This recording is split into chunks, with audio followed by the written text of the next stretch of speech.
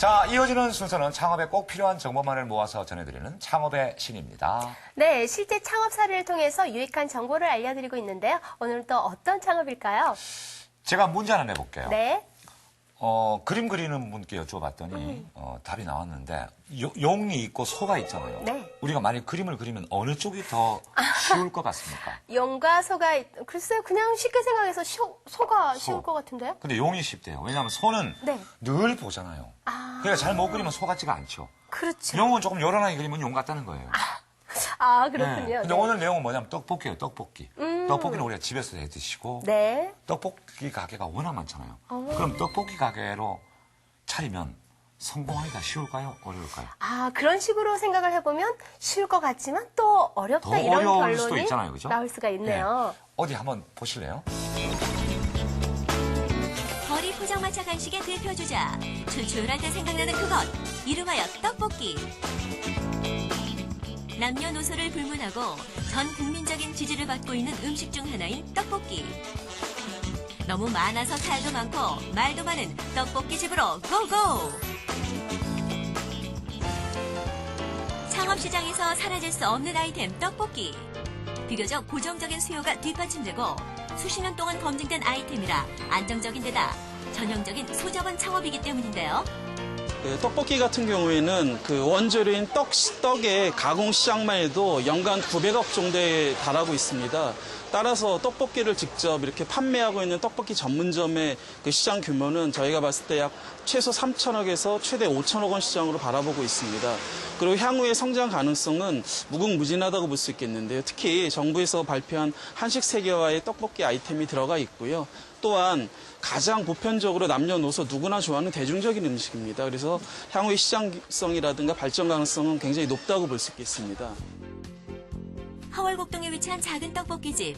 인근에서 포장마차를 운영하다 이곳에 입점한 김만희 사장 부부. 영업시작 시간이 얼마 남지 않아 분주한데요.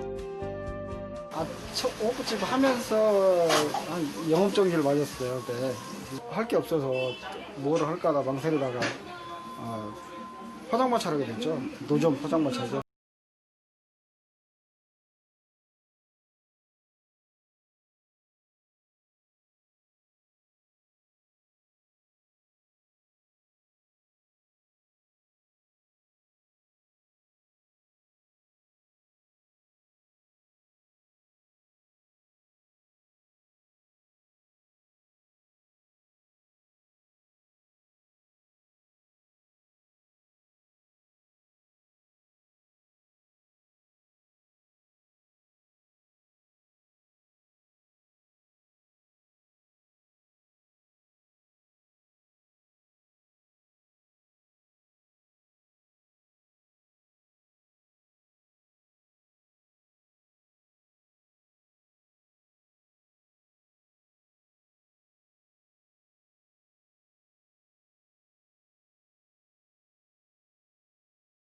매출이 좋은 편인데요.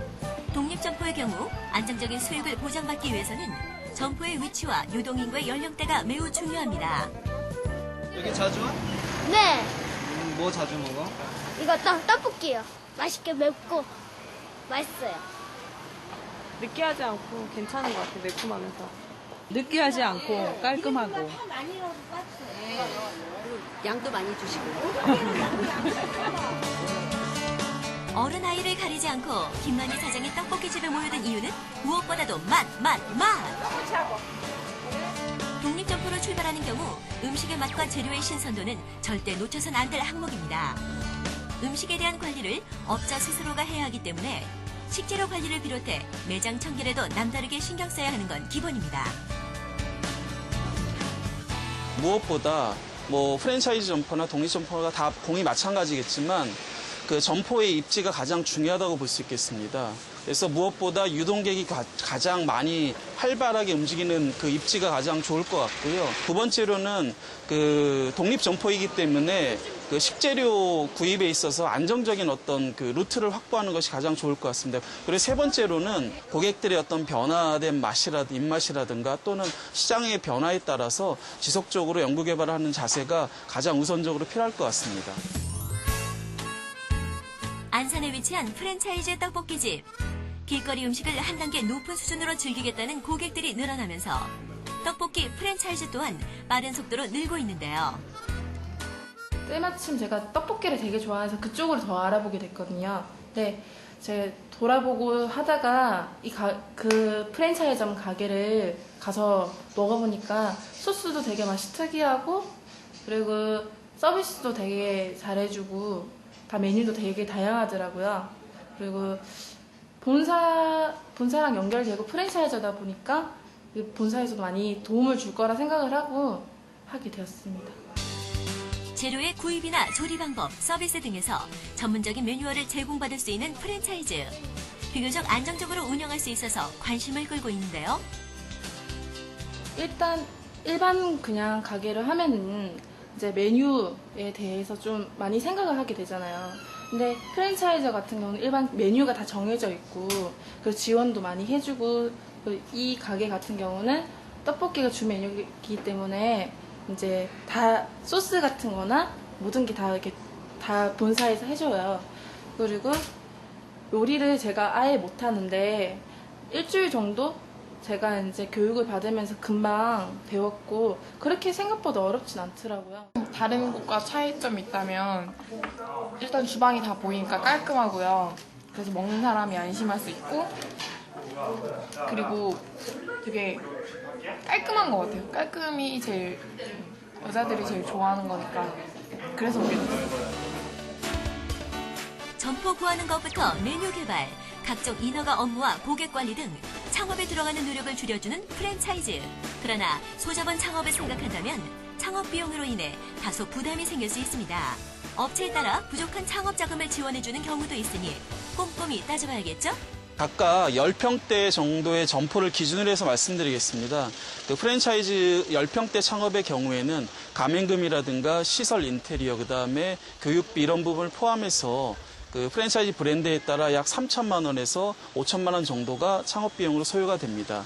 이와는 반대로 개인 독립점포 창업의 경우에 있어서는 아까 말씀드린 가맹금이라든가 시설 인테리어, 본사에 대한 교육비 이런 부분에 있어서 조금 절약이 되기 때문에 전체적으로 2천만 원에서 3천만 원 정도 사이면 창업이 가능하시겠습니다. 떡볶이의 재발견이라는 수식어가 어울릴 정도로 진화하고 있는 떡볶이 시장. 창업 시장에서의 떡볶이 인기 역시 사그라지지 않고 있습니다. 경기 불황이나 계절, 유행 등 그 어떤 환경에도 영향을 받지 않는 믿음직한 창업 아이템 떡볶이. 하지만 모든 창업이 성공하는 것은 아니기에 창업 전 알아둬야 할 몇 가지가 있다고 전문가는 말합니다. 프랜차이즈 같은 경우에는 본사와의 유기적인 관계 지속이 굉장히 필요할 것 같고요. 그리고 또 하나는 암만 브랜드를 매장을 운영한다 할지라도 각 지역마다 입지 상권의 조건 또는 잠재 목표 고객의 상황들 그다음에 그 매장의 환경들이 다 다르기 때문에 각 점포에 적합한 이런 로컬 스토어 마케팅, 즉 점포에 적합한 마케팅 활동을 펼쳐나가는 것이 중요할 것 같습니다. 두 번째로 개인 독립 점포 같은 경우에는 프랜차이즈 점포와는 다르게 어떤 영업에 대한 부분들이 굉장히 약합니다. 그래서 근본적으로 맛을 가지고 장사를 하고 영업을 하시지만 고객과의 관계 설정이라든가 지역사회에서 우리 매장이 어떻게 포지셔닝이 되고 안착화될 것인지에 대한 고민들이 많이 필요하고요. 거기에 따라서 고객 만족도 제고에 대한 부분, 그다음에 고객 서비스에 대한 프로그램들을 항시적으로 운영해 나갈 필요가 있겠습니다. 매콤달콤 화끈한 떡볶이. 여러분의 창업도 떡볶이처럼 화끈하게 성공하길 바랍니다. 네, 화면 보니까 떡볶이가 갑자기 너무 먹고 싶네요. 근데 아무리 맛있는 음식이 있다 해도 어렸을 때 학교 앞에서 먹던 그 떡볶이 맛은 잊을 수가 없는 것 같아요. 근데 추억의 간식이 떡볶이인데 지금 이제 이 떡볶이는 세계 음식이 됐잖아요. 그렇죠. 영문표기도 떡볶이로 되고 네. 마침 또 5월 7일부터 9일까지 서울 떡볶이 페스티벌이 열린다고 하니까 관심 있는 분들에게는 좋은 기회가 될 것 같습니다. 네, 그렇습니다.